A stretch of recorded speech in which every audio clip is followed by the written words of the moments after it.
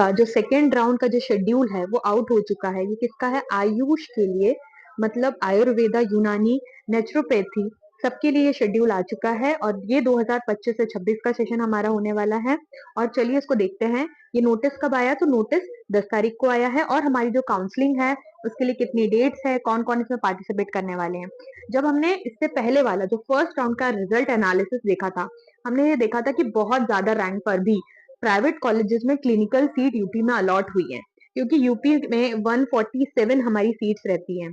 ठीक है, तो अच्छा खासा लोगों को कॉलेजेस अलॉट हुए हैं। वहीं अपोजिट साइड पर हमने ये देखा था कि रैंक 660 पर ही जो गवर्नमेंट सीट्स हैं वो कट ऑफ हो चुका था। क्योंकि जब मेरिट लिस्ट आई थी तब हमने ये देखा था कि जो रैंक है, जो स्टेट रैंक है, वो बहुत ही ज्यादा आई थी। मतलब जिस नंबर पे लास्ट टाइम 100 आ रहा था, तो इस बार उस नंबर पे 160 आ रहा था। इस तरीके से ही जल्दी इस बार क्लोजिंग हो गई थी। लेकिन देखते हैं सेकेंड राउंड में कितना ऊपर जाता है, क्या चीजें आती है। पहले चलो शेड्यूल समझ लेते हैं। ठीक है, यहाँ पर हमारे दोनों कॉलेजेस जो कि हमारे गवर्नमेंट कॉलेजेस हैं और प्राइवेट कॉलेजेस है, दोनों का ही यहाँ पर पार्टिसिपेट करने वाले हैं। देखो, जिन लोगों ने फर्स्ट राउंड में अगर रजिस्ट्रेशन करा लिया है, उन्हें सेकेंड राउंड में रजिस्ट्रेशन कराने की कोई जरूरत नहीं है। ठीक है, लेकिन जो फ्रेश रजिस्टर करना चाहते हैं उसकी डेट्स ध्यान से सुन लीजिए। 4 दिन का कुल टाइम मिलने वाला है। कल से हमारे रजिस्ट्रेशन स्टार्ट हो जाएंगे।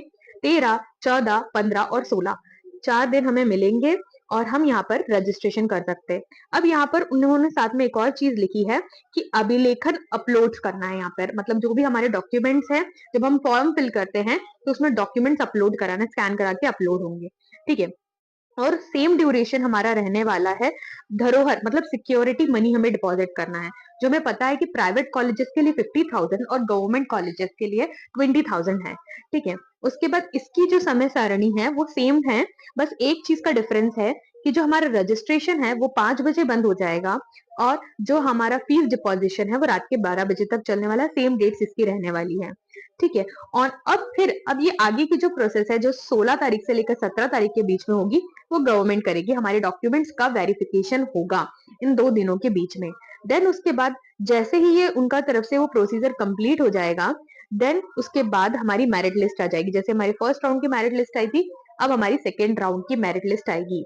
और उन्होंने स्पेसिफिक बता दिया है कि हाँ, शाम के टाइम पर हमारी मेरिट लिस्ट आएगी। और मेरिट लिस्ट आने के बाद क्या करना है, हमें समझना है कि कहाँ तक हमें कौन सा कॉलेज मिल सकता है। सीट मैट्रिक्स से हमारी सारी चीजें, क्योंकि जो ब्रोशर आया था उसको हमने अच्छे से देख लिया था कि कहाँ पर कौन से कॉलेजेस की कितनी फीस है, कौन से कॉलेजेस में कौन कौन सी ब्रांच अवेलेबल है, वहां पर कितनी सीट्स है। ठीक है, अब इसको देखते हैं कि ऑनलाइन चॉइस फिलिंग, जैसे हमारी मेरिट लिस्ट आ गई उसके बाद 17 तारीख से जब भी जितने भी बजे हमारी मेरिट लिस्ट आ जाएगी, उसके बाद हमारी चॉइस फिलिंग स्टार्ट हो जाएगी। और चॉइस फिलिंग के लिए बहुत ज्यादा टाइम दिया है, 8 डेज दिए हैं। 24 तारीख तक शाम 5 बजे तक हमारी क्या होने वाली है, चॉइस फिलिंग होने वाली है। फिर जो हमारा रिजल्ट है, रिजल्ट आ जाएगा 25 तारीख को। रिजल्ट हमारा जब 25 तारीख को आ जा रहा है तो नोडल सेंटर पर अभ्यर्थियों के मूल अभिलेखन का सत्यापन होगा। ठीक है, अब नोडल सेंटर कहाँ है? लखनऊ में हमारा। ठीक है, और फिर ये 28 तारीख को ही, मतलब फर्स्ट राउंड में क्या था, फर्स्ट राउंड में स्पेसिफिक डेट दी थी कि नोडल सेंटर पे आपको कब जाना है। क्या होता है, बच्चे सेकेंड राउंड में थोड़े कम हो जाते हैं, चाहे वो आयुर्वेदिक के, यूनानी के, होम्योपैथी के हो। जिन बच्चों को सीट अलॉट हो गई है वो नोडल सेंटर पर जाएंगे 28 तारीख को।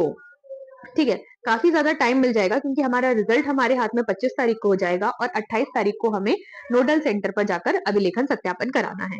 ठीक है, आयुर्वेदा, यूनानी, होम्योपैथी, देखो पिछले बार अलग था, इस बार एक ही दिन का टाइम दिया है सारे बच्चों के लिए।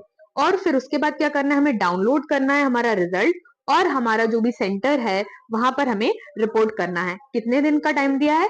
4 दिन का हमें समय दिया है, 28 तारीख से लेकर 31 तारीख तक ये कर सकते हैं। अब इसके लिए कौन कौन एलिजिबल है, थोड़ा सा ये भी देख लेते हैं। देखो, एलिजिबल कौन है? फर्स्ट, जो फ्रेश रजिस्टर कर रहे हैं वो तो एलिजिबल रहेंगे, और वो लोग जिन्होंने फर्स्ट राउंड में रजिस्ट्रेशन किया था लेकिन उन्हें किसी भी तरीके की कोई सीट नहीं मिली है, वो भी सेकेंड राउंड के लिए एलिजिबल हो जाएंगे।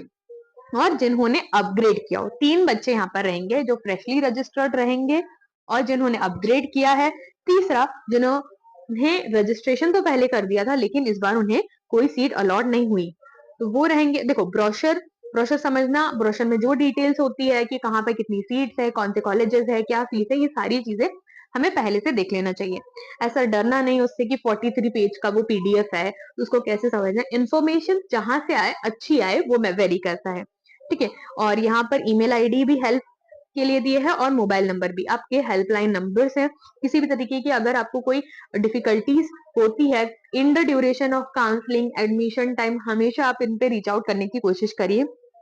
एक बार में कभी कोई कॉल नहीं उठाएगा, लेकिन अगर आपको किसी भी तरीके की असुविधा होती है, try our level best to reach particular number और वेबसाइट, ठीक है। उसके बाद हाँ, आवंटन में यदि किसी अभ्यर्थी का प्रवेशित कॉलेज में केवल पाठ्यक्रम बदल रहा है, इसको थोड़ा समझेंगे।